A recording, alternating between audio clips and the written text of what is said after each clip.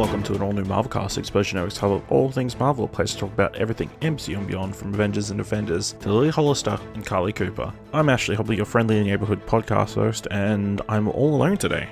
So it is currently still Tuesday the 14th. The Spider-Man No Way Home comes out on the 16th.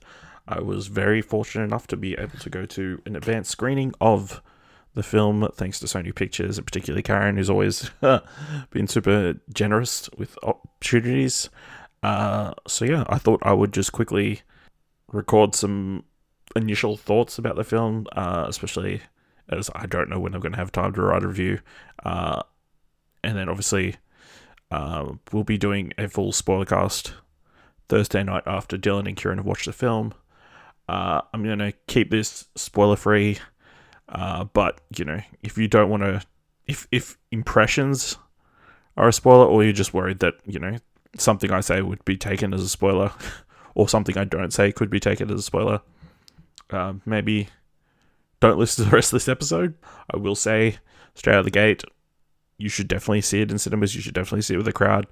I know, just had a quick look at tickets. A lot of places sold out. It looks like it's going to be a big movie, especially, you know, evening times. So, you know, if you can duck out early to go see Spider-Man, I would recommend doing that. So Spider-Man No Way Home, directed by Jon Watts, written by Chris McKenna and Erik Sommers, based on Spider-Man by Stan Lee and Steve Ditko, starring Tom Holland, Zendaya, Benedict, Cumberbatch, Jacob Batalon, Jon Favreau, and Marisa Tomei. Of course, I'm coming out of it.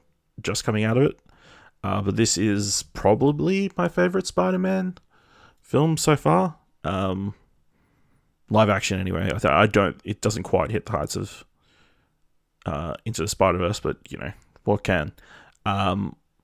It definitely is the end of an era. This definitely is an end of a trilogy. So, I think this is everybody in this Homecoming trilogy's best work.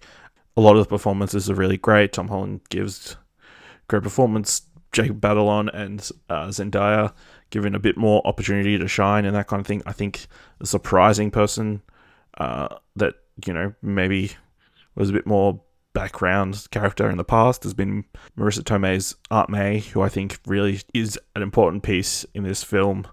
And of course, it's just fun having all these villains obviously come back. You've got William Dafoe being William Dafoe. You've got Alfred Molina being Dr. Octopus again. You got Jamie Foxx, not quite the same Electro.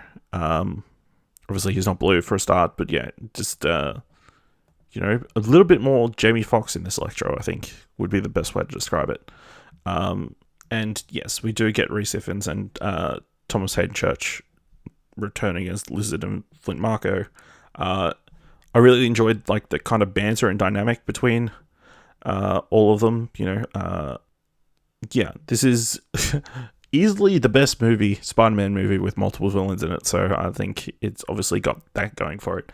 Obviously Lizard and probably Sandman get a little bit less character development, whereas the other three villains get a little bit more opportunity to shine and that kind of thing.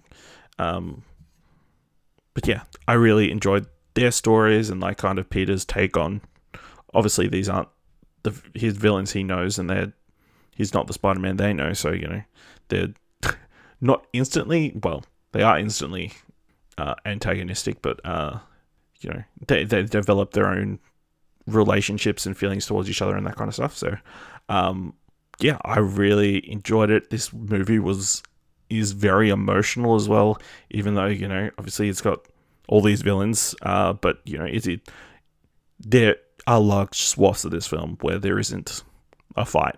You know, it is fun banter, or them trying to figure out where people are, or what, you know, how to deal with their problems. I think, yeah, obviously it takes place initially straight after the events of Far From Home, after, you know, Peter's identity has been revealed and that kind of stuff. And I feel like they did a good job, like, kind of showing how that would actually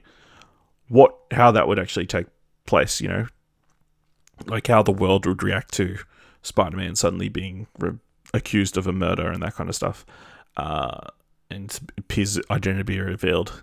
But then we do kind of move forward in time a bit. I would say probably a whole year from memory. And yeah, it's quite interesting. Benedict Cumberbatch is fantastic. Benedict Wong, great as well. Even in the small snippet we get to see of him, a couple of interesting quirks. Kind of the explanation behind why it's snowing in the Sanctum Sanctorum is kind of amusing and that kind of stuff. But yeah, really had a great time. It's like it definitely felt like an event. Obviously, I saw it with a big crowd. Everybody was hooping and hollering at different points and that kind of stuff. Super, like when each of the villains showed up, it's like really cool to see. Oh, it's Alpha Molina again and that kind of stuff. And yeah, it kind of ends in a perfectly Spider-Man kind of way. And also kind of leaves things... Obviously, Tom Holland's come out and said he's doing another 3 films. So it leaves it at an interesting point where I'm excited to see what happens in the next film, even though this feels like a conclusion or like an end to an era. Yeah, it feels like almost Infinity War-like to a degree. So yeah, I would say go check out Spider-Man. No Way Home.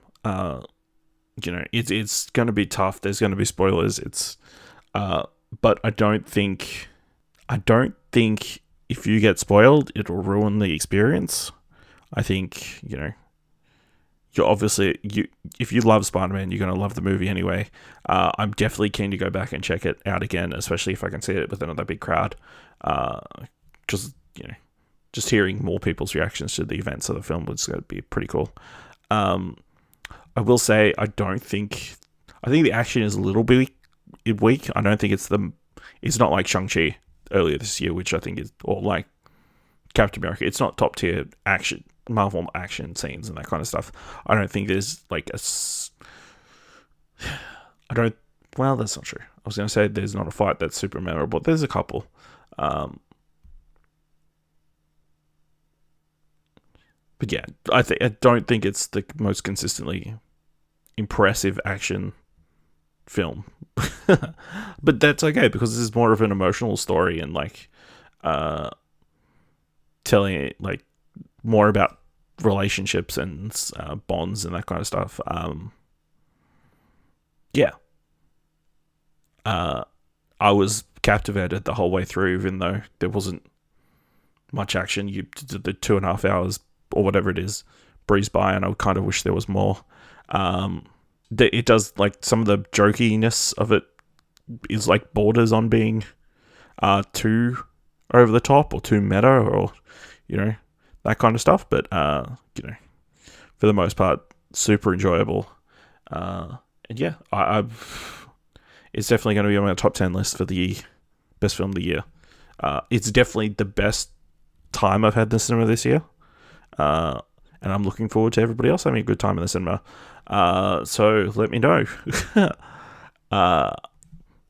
what you thought of the film. If you've got any questions for our spoiler cast, shoot them through to me on Twitter at Ashley Hobley, ASHLEYHOBLEY. You can find us all on Twitter at explosionnetwork.com/Twitter, or you can jump to the Discord at explosionnetwork.com/Discord. We'll try, if you've got any questions, we'll answer them, hopefully, during our spoiler cast. If you want to help us out here at All New Marvelcast, leave us a review on Apple Podcasts or on Podchaser, or tell people about the show. And if you like this episode, or you like all our spoiler casts, or everything we've done for All New Marvelcast this year, head on over to our Ko-fi page at explosionnetwork.com/support. Thank you very much for listening. Yes, go watch Spider-Man No Way Home, and join us next time for another All New Marvelcast.